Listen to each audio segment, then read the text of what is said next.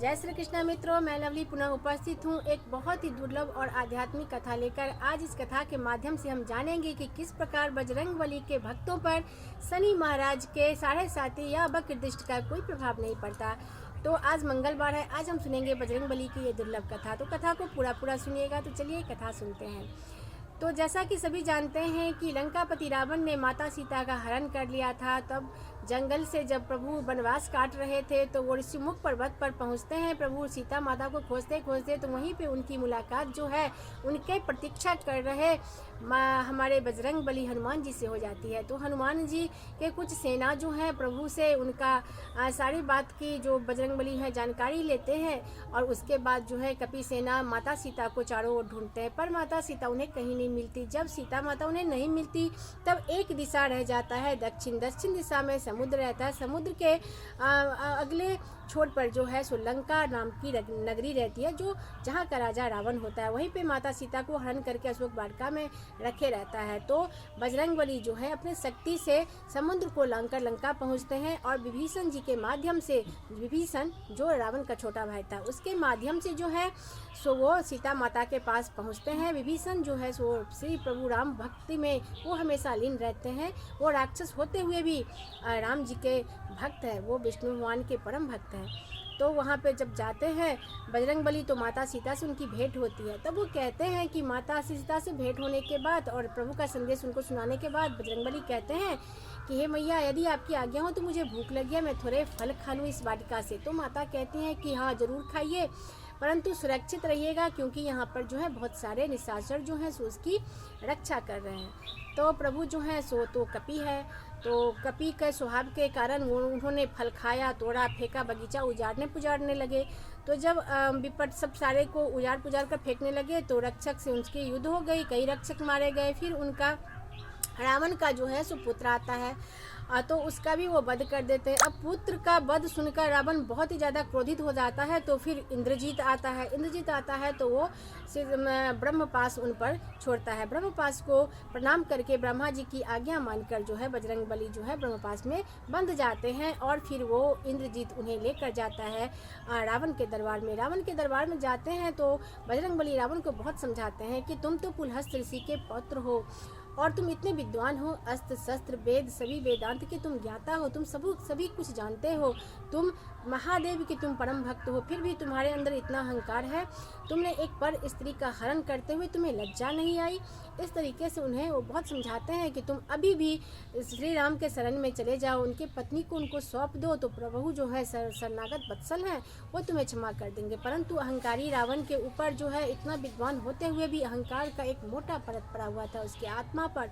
वो कहता है कि अहंकार तो राजाओं की अलंकार होती है, तो मैं इसे नहीं त्याग सकता। अगर वो भगवान भी है, अगर तुम्हारा श्री राम भगवान भी है, वैसे तो वो एक मानव है जिसे मैं यूँ मसल दूंगा, युद्ध में मैं उसे मार दूंगा और विजय प्राप्त कर लूँगा उस पर, और वो मानव से मुझे किसी भी तरह का भय नहीं। अगर तुम कहते हो कि वो भगवान है, अगर वो भगवान भी है तो तुम सोचो कि उसे मुझे मारने के लिए जन्म लेना पड़ा, ऐसा रावण कहता है। फिर भी बजरंगबली उसको बहुत समझाते हैं कि तुम जो है वो साक्षात नारायण है, तो मुझे विष्णु से कोई डर नहीं है, मैं उससे युद्ध करूंगा और उसे हरा दूंगा। इस तरीके का अहंकार लिए मैंने जो है सो 9 ग्रह को, रावण कहता है कि मैंने 9 ग्रह को बंदी बना कर रखा है, इंद्र को मैंने पराजित किया है, मैं विश्व विजेता हूँ, मैं भगवान हूँ, वो कहाँ का भगवान। इस तरीके से बजरंगबली को कहता है और कहता है कि तू तुच्छ बानर होकर तू मुझे सिखाता है। तो कहते हैं रावण जो है सो अपने सैनिक को आज्ञा देता है कि तुम जो है सो बजरंगबली के पूंछ में आग लगा दो, और वो ये जली हुई पूंछ के साथ अपनी स्वामी के पास जाएगा तो उसे पता चलेगा कि राम को अपनी औकात की पता चलेगा और इसे भी अपनी वीरता पे बहुत गर्व है। लंका आ गया तो समझता है कि ये लंका जो है सो इसके लिए बहुत साधारण नहीं है। लंका और उसे भी पता चले कि रावण जो है सो क्या कर सकता है। इस तरीके से रावण ने कहा। तो अब बजरंगबली जो है सो बहुत विशाल रूप में दरबार में खड़े रहते हैं, उसके पूंछ में आग लगा देते हैं। अब आग लग जाता है तो तुरंत वो विशाल रूप से एकदम लघु रूप लग लेते हैं बजरंगबली। जब वो छोटे हो जाते हैं तब वो क्या करते हैं, छोटे होकर जो है सो सबसे पहले कारागृह पहुंचते हैं। कारागृह जब वो पहुंचते हैं तो सबसे पहले वो 9 ग्रह को जो है सो इधर उधर सैनिक को उसी आग में सब जलकर भस्म हो जाते हैं। कारागृह को खोलते हैं और सबसे पहले वो 9 ग्रह को आज़ाद करते हैं। तो शनिदेव उनसे बहुत ज़्यादा प्रसन्न होते हैं। वो कहते हैं कि आप कौन हैं, सबसे पहले परिचय पूछते हैं। तो कहते हैं कि मैं रामदूत हनुमान हूँ, मैं राम का भक्त हूँ और मुझे जो है सो प्रभु राम की आज्ञा से मैं लंका आया हूँ, आप सभी को आज़ाद किया हूँ और मैं माता सीता की खोज करने लंका आया था। ऐसा जो है सो बजरंगबली कहते हैं शनिदेव से।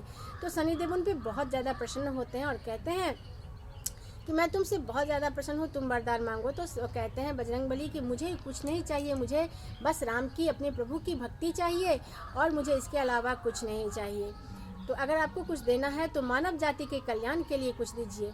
तो इससे जो है शनिदेव और भी ज़्यादा प्रभावित हो जाते हैं, बजरंगबली से प्रसन्न हो जाते हैं। तो कहते हैं कि मैं तुम्हारे इस प्रस्ताव से बहुत ही ज़्यादा प्रसन्न हूँ, तो मैं तुम्हें वरदान देता हूँ कि जो भी प्राणी जितने भी लोग हैं, जो भी जीव तुम्हारा बजरंगबली का पूजन करेगा, पाठ करेगा, तुम्हारा गुणगान करेगा, जो तुम्हारी भक्ति करेगा, उस पर मेरा वक्र दृष्टि और मेरे सारे साथी का कोई प्रभाव नहीं होगा।